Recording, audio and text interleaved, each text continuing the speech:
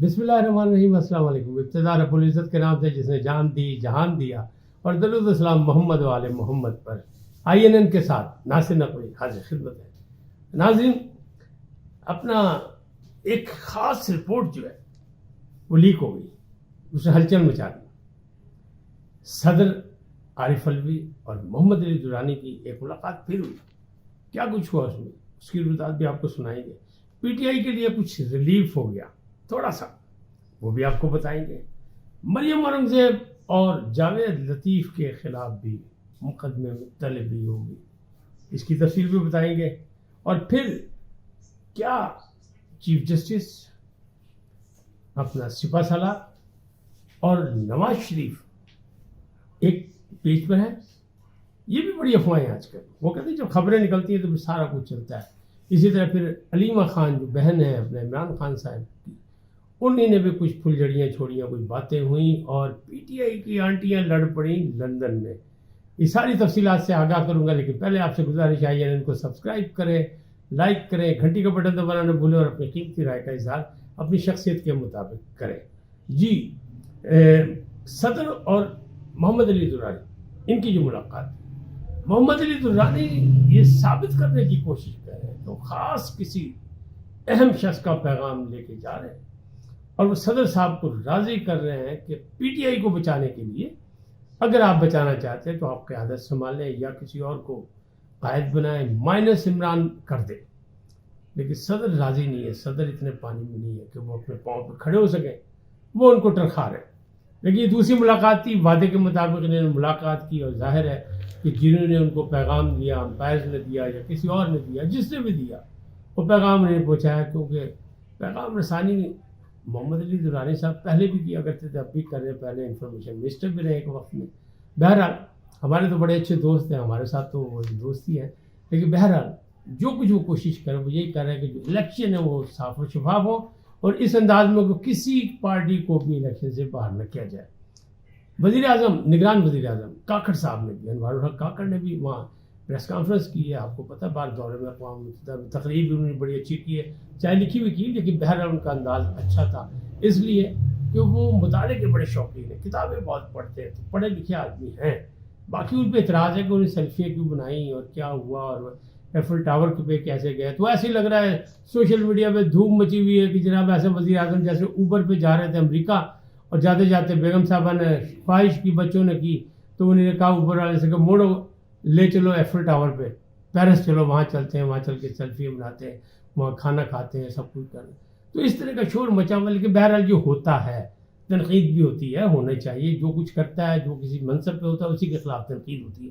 بہرحال انہیں جو پریس کانفرنس کی، اس میں بڑی باتیں کی، اور اس میں سیدھی سیدھی کہا کہ دیکھیں ہم غیر جانبدار ہیں، ہمارا کام الیکشن کرانا ہے، صاف اور شفاف الیکشن کرائیں گے. الیکشن کا اعلان جو ہے وہ الیکشن کمیشن کرے گا. ہم نے پوری تیاری کی ہوئی ہے. لیکن ایک بات پکی ہے کہ 9 مئی کے واقعات میں جو لوگ ہیں اس میں کسی کو کوئی رعایت نہیں ملے گی صنفی حیثیت سے بھی. یعنی اگر یہ نہیں کہ کوئی خاتون ہے، وہ شور مچا رہے ہیں کہ خواتین کے ساتھ بڑا ظلم ہو رہا ہے، تو کہہ رہے ہیں اگر ظلم کیا ہے خاتون نے بھی یا خواتین نے بھی تو ان کو بھی سزا ملنی چاہیے. اس لیے کہ کوئی بھی خاتون اگر قتل کر دے تو کیا اس کو معاف کر دیا جاتا ہے کہ یہ خاتون نہیں. برابری کی سطح جو جرم ہے، جرم کی سزا ملے گی، تو اس میں معافی نہیں ہوگی. باقی کسی کے ساتھ نہیں. نہ ہم کسی پارٹی کو الیکشن سے باہر کرنا چاہتے ہیں، نہ ہم کسی شخصیت کو دیوار کے ساتھ لگانا چاہتے ہیں، لیکن جس نے جو کیا وہ بھرے گا. تو یہ بات ہوئی.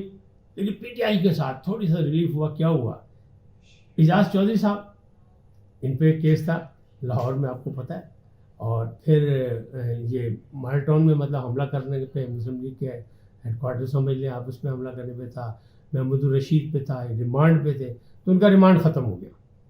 وہ ایک نئی آئی ہیں امر گل صاحبہ، نئی آئی ہیں استداد دہشت گردی کی عدالت میں جج، انہوں نے ان کو جناب جوڈیشل ریمانڈ پہ بھیج دیا. اس کا مطلب کیا؟ یہ ریلیف ہو گیا کہ اب ان دونوں افراد کی ضمانتیں ہو سکتی ہیں، اور یہ دونوں بڑی عمروں کے ہیں، اب معاملات سیدھے ہو سکتے ہیں.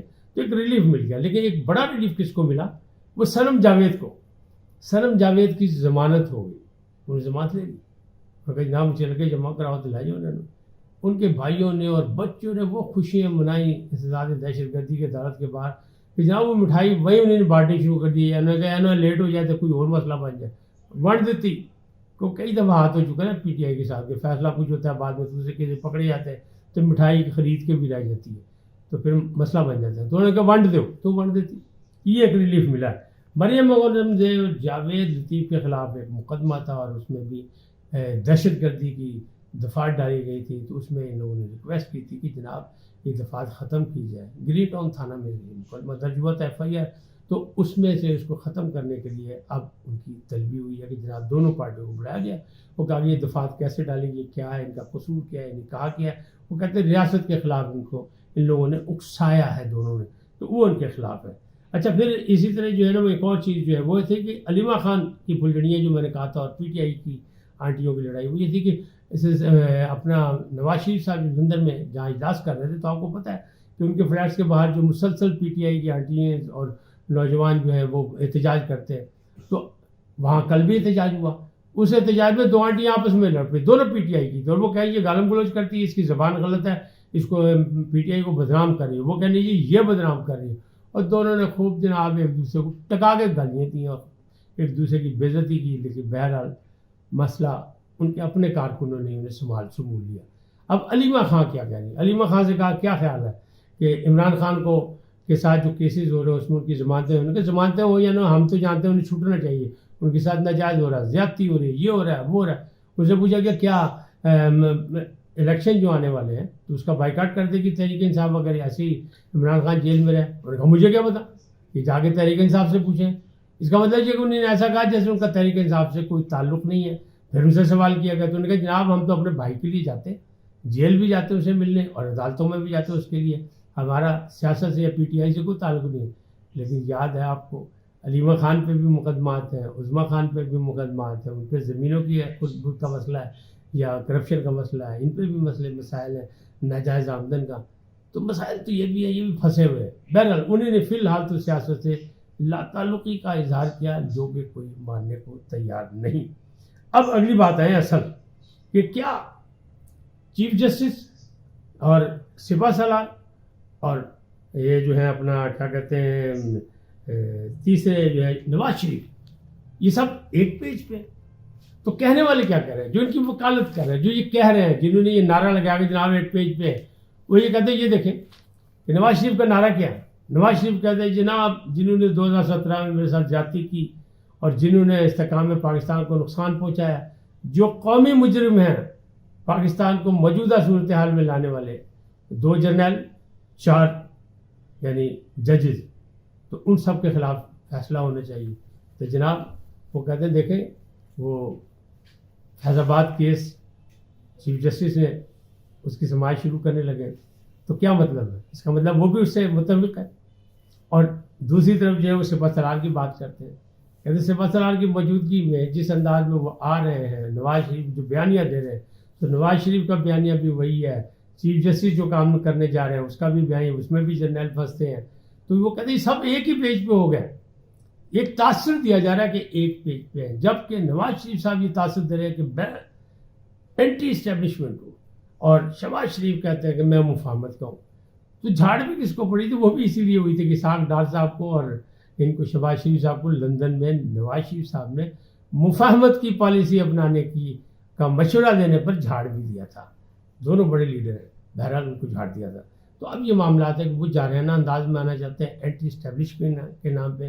لیکن میں یہ کہتا ہوں کہ صرف الیکشن کا بیانیہ ہوگا, اس کے علاوہ کچھ نہیں. اگر اس بیانیے پہ وہ آئے بھی تو اس پر وہ قائم نہیں رہ سکیں گے الیکشن کے بعد, چاہے وہ الیکشن جیتے چاہے نہ جیتے, چاہے وہ اقتدار میں آئے چاہے وہ اپوزیشن میں بیٹھے. اس لیے کہ ان کو پیغام پہنچا دیا گیا جناب ہتھولا, ایسا نہیں کام چلے گا. اگر آنا ہے ملک میں رہنا ہے, سیاست کرنی ہے, تو پھر کوئی طور طریقے بھی سیکھیں جو ہم سکھا رہے ہیں. کیونکہ موجودہ حالات کو معاشی بحران سے نکالنے کے لیے ہم جو سر دھڑ کی بازی لگا رہے ہیں, ایڑی چوٹی کا زور لگا رہے ہیں, تو اس میں یہ معاملات خراب ہو جائیں گے اگر آپ نے یہ بیانیہ اختیار کیا. تو یہ معاملات اس طرح چل رہے ہیں اور اس طرح ہی چلیں گے. اور معاملات جو ہیں وہ اسی لیے اس طرح چل رہے ہیں کہ آنے والا وقت جو ہے وہ اب الیکشن کا ہے. اب الیکشن کی بات کریں تو وہ جو میں نے پہلی بات کی آپ کو کہ ایک خفیہ رپورٹ جو ہے لیک ہو گئی. خفیہ رپورٹ کیا لیک ہوگی؟ خفیہ رپورٹ لیک ہوئی ہے الیکشن کمیشن سے. یہ ایک ایسا سیل ہے جس کی رپورٹس کسی کو بھی نہیں پتہ تھی، یعنی الیکشن کمیشن کے جو اصل افسران ہیں ان کو بھی نہیں پتہ تھی کہ خصوصی طور پہ بنایا گیا تھا، لیکن اس کی رپورٹ لیک ہو گئی۔ تو اس کی رپورٹ میں کیا ہوا؟ اس کی رپورٹ میں یہ ہوا کہ جناب جو 2018 میں آپ کی رپورٹ تھی نا مردم شماری کی اور جتنے ووٹر تھے اس سے اب ووٹر بڑھ گئے ہیں، یعنی اب 12 کروڑ سے زیادہ بلکہ 13.25 کروڑ ہو گئے ہیں۔ اور اب جو ہے اس میں اگر سسٹم دیکھا جائے تو جو ہے نا اپنا ینگسٹر یعنی 35 سال تک والے جو ہے 18 سال سے 35 سال والے ان کی تعداد زیادہ ہے، 5-6 کروڑ ان کی ہے، اور اس کے بعد جو ہے 35 سے جو 45 سال والے ہیں ان کی بھی کچھ 1.5-2 کروڑ ان کی تعداد ہے۔ اصل لوگ جو ہیں جنہوں نے الیکشن کا رزلٹ چینج کرنا ہے ان کی تعداد زیادہ ہے، اور وہ ینگسٹر ہے کون؟ 18 سال سے لے کے 45 سال والے۔ اس کے بعد والے جو مکس ہے یعنی وہ معاملات اور ہیں۔ تو ایک تو یہ رپورٹ لوگوں کو پتہ لگ گئی۔ دوسری چیز ایک اور پتہ لگی کہ الیکشن جو ہیں وہ کم از کم 9 ماہ ابھی مطلب لگیں گے، یعنی مارچ سے پہلے سوال ہی نہیں پیدا ہوتا۔ اس میں ایک چیز کہا گیا کہ حلقہ بندیاں ہوگی، حلقہ بندیوں کا انداز کیسے ہوں گے، پھر جو سارے سلسلے ہوں گے، پھر آپ کو یاد ہوگا 2017 میں جب حلقہ بندیاں کی گئی 2018 کے الیکشن کے لیے، تو اس میں نواز شریف کے کچھ حلقوں کے ووٹر ادھر سے ادھر کیے گئے تھے، ادھر سے ادھر، تاکہ مسلم لیگ سے نپٹا جا سکے نون سے۔ تو اب وہ بھی واپسی ہوگی، پھر اب کی سیٹیں بھی کم زیادہ آگے ادھر ادھر ہوگی۔ تو ان سارے کاموں میں لگتا ہے کہ ٹائم زیادہ لگے گا۔ اور اس رپورٹ میں یہ کہا گیا ہے، جو خفیہ رپورٹ جو لیک ہوئی ہے اس میں کہا گیا ہے کہ جناب کم از کم 9 مہینے، یہ جو کہا جا رہا ہے کہ نومبر کے اینڈ پہ ختم ہو جائے گا مردم شماری کا مسئلہ، یہ نہیں ہوگا، یہ دسمبر تک ہی جائے گا، اور پھر دسمبر تک جائے گا تو پھر آگے جو 54 دن ہوگی وہ کیسے پورے ہوں گے۔ تو یہ سارے معاملات ایسے لگ رہا ہے کہ یہ جو ہے جنوری کی ڈیٹ جو الیکشن کمیشن نے دے دی ہے وہ ایک لولی پاپ دیا تھا کہ لوگ خاموش ہو جائیں، لوگ مطمئن ہو جائیں اور اپنے سیاسی مشن پہ نگل پڑے، اس لیے ان کو جنوری کی ڈیٹ دی گئی ہے۔ لیکن لگتا نہیں ہے کہ جنوری میں الیکشن ہوں گے، جبکہ میرے بہت سے ساتھی یہ کریں کہ پاجی دنیا ادھر دی ادھر ہو جائے، الیکشن بھی ہوئے گا تو نواز شریف بھی آ رہے ہیں۔ تو اب معاملات جو ہے پھر گڑبڑ لگ رہے ہیں کہ وہ یہ جو خفیہ رپورٹ ہے اس نے جو ایک ہلچل مچا دی سیاسی حلقوں میں، اس سے یہ لگ رہا ہے کہ نہیں یہ الیکشن پھر آگے جائیں گے اور مجبوراً جائیں گے، اور بعد میں یہی ہوگا کہ حالات و واقعات کی روشنی میں جناب ہمیں تاریخ چینج کرنی پڑ رہی ہے۔ بہرحال یہ تھی صحیح صورتحال موجودہ، جو انفارمیشن میرے پاس تھی وہ میں نے آپ کو دے دی، آگاہی دے دی، تاکہ مستقبل کے لیے آپ بھی تیاریاں کریں، اس لیے کہ آپ بھی تو ایک ووٹر ہیں اور آپ نے اپنا حق رائے بھی استعمال لازمی کرنا ہے ایک پاکستانی کی حیثیت سے۔ اس لیے کہ میں نے اور آپ نے قسم کھائی ہوئی ہے کہ ہم ترقی اور خوشحالی کے راستے پر گامزن ہوں گے اور الیکشن سے منتخب حکومت لے کے مستقبل کے منصوبے بنائیں گے۔ آج اتنا ہی، پھر ملیں گے نئے موضوع کے ساتھ۔ جاتے جاتے آپ سے درخواست، آئیے ان کو سبسکرائب کریں، لائک کریں، گھنٹی کا بٹن دبانا نہ بھولیں، اور اپنی قیمتی رائے کا اظہار اپنی شخصیت کے مطابق دیں۔ سدا سلامت رہیں، اللہ نگہبان۔